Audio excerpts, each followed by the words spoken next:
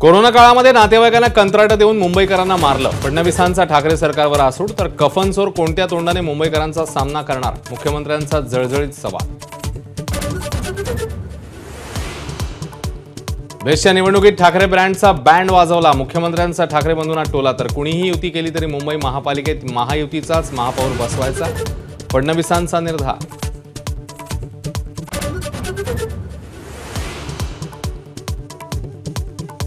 30 सप्टेंबरला कफ परेड ते वरळी नाका अंडरग्राउंड मेट्रोचा शेवटचा टप्पा सुरू करणार, तर मेट्रोसारखा लोकलचा एसी प्रवास जैसे थे दरात, फडणवीसांची घोषणा.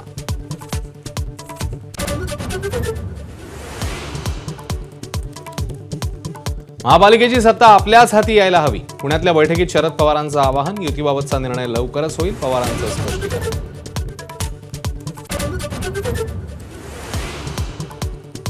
मोदी आपल्याला दुश्मन मानत असले तरी आपण त्यांना दुश्मन समजत नाही. वाढदिवसाच्या शुभेच्छा देताना उद्धव ठाकरेंचं वक्तव्य, पण मोदींनीच शिवसेना तोडल्याचाही केला आरोप.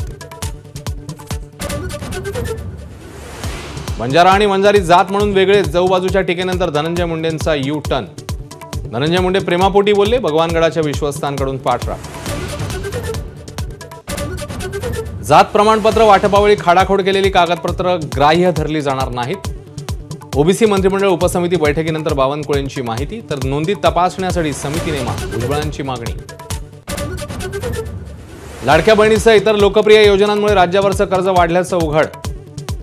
वर्षाखेरीस कर्जाचा बोजा 9 लाख कोटीपर्यंत जाण्याचा अंदाज. सत्ताधारी आणि विरोधकांमध्ये झुंजली.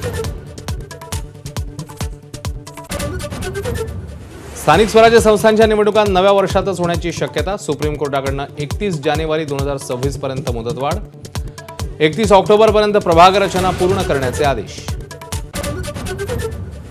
मराठवाड्याला अतिवृष्टीचा फटका. 15 लाख हेक्टरवरील पिकांचा चिखल.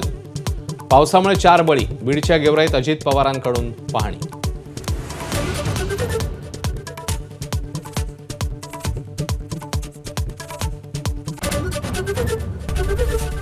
एबीपी माझा, उघडा डोळे बघा नीट.